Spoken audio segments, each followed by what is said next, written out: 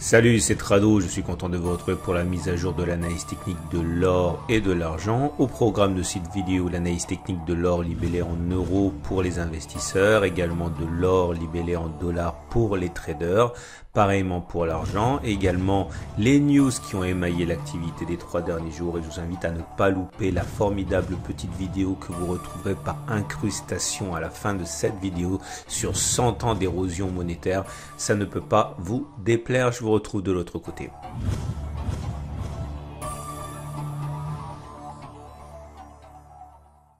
Alors les 3 grandes nouvelles que j'ai sélectionnées pour vous cette semaine, enfin depuis 3 jours, sont les suivantes. Tout d'abord Citibank l'américaine qui confirme son opinion à 2000 $ pour l'or, et également une institution très connue installée à Hong Kong qui s'appelle Rothbard & Co et qui est spécialisée dans le négoce de l'or remarque que de plus en plus de très grandes fortunes se rabattent sur l'or pour protéger leurs avoirs en achetant massivement le roi des métaux.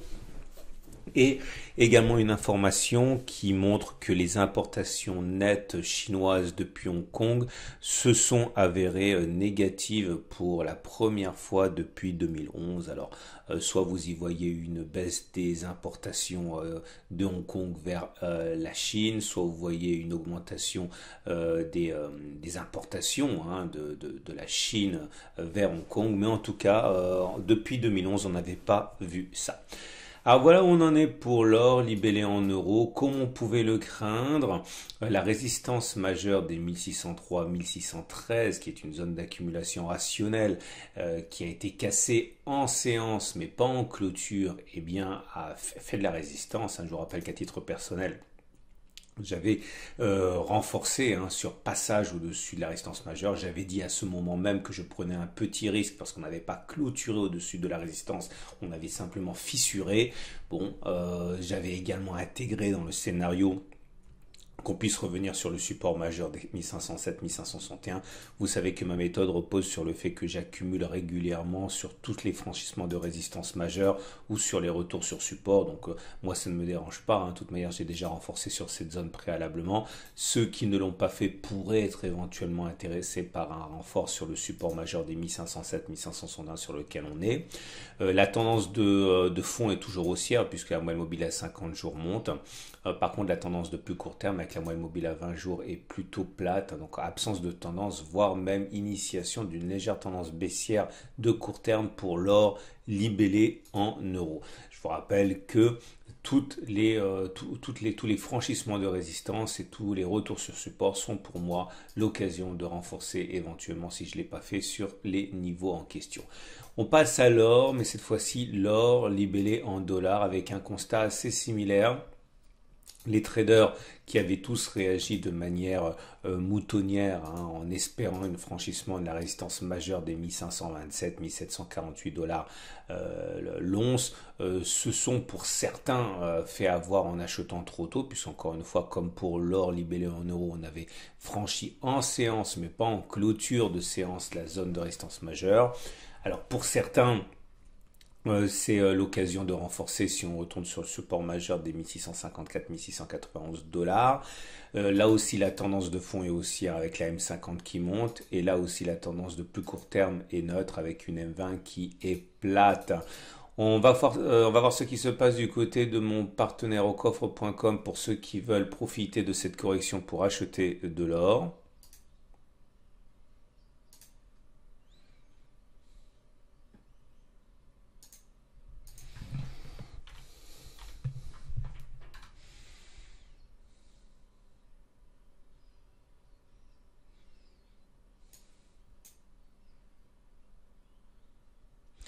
Alors si vous êtes intéressé par l'achat d'une grande quantité d'or, notamment plusieurs fois éventuellement acheter une once d'or à chaque fois, il vous en coûtera chez mon partenaire au coffre.com 1730 € l'once, 1730 € la grosse pièce d'or. Si vous voulez des pièces plutôt vintage, plutôt classiques comme les Napoléons les plus connus en France, eh bien actuellement vous pouvez vous procurer un Napoléon d'or au prix de 318,02 € en précommande, hein.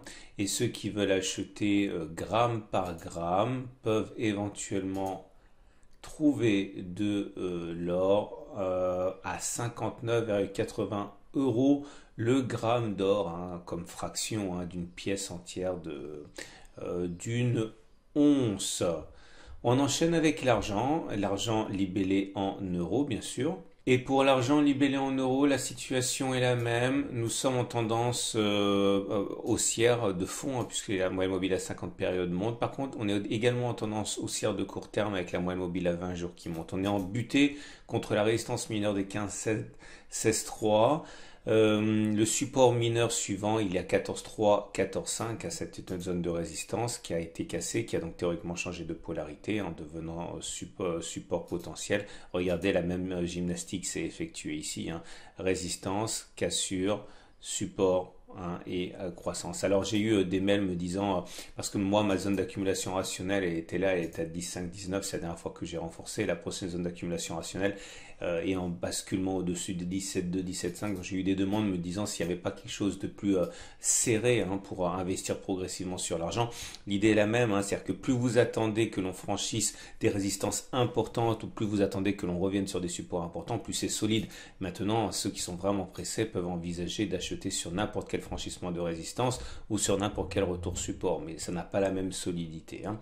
Donc pour ceux qui sont vraiment pressés, une accumulation sur 14,3, 14,5 ne serait pas non plus délirante comme un passage au-dessus des 16,3. Par contre là actuellement c'est pas une bonne idée, puisque comme vous pouvez le voir, on est sur une zone de résistance, hein.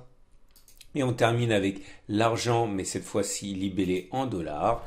Et vous allez voir que c'est tout à fait similaire, hein. Nous sommes en train de bloquer sur un niveau qui était déjà à l'origine du blocage en mars 2020. Donc normal que l'on bloque encore dessus, mais c'est une résistance mineure pour moi.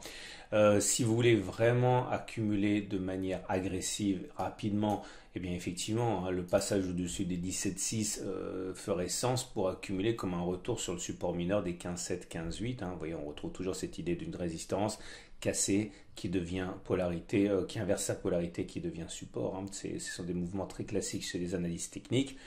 À noter que, à titre personnel, et je l'ai déjà dit, hein, mes zones d'accumulation rationnelle, c'était là 11,8, 12,4, ou alors en cassure de la résistance majeure des 18,6, 19.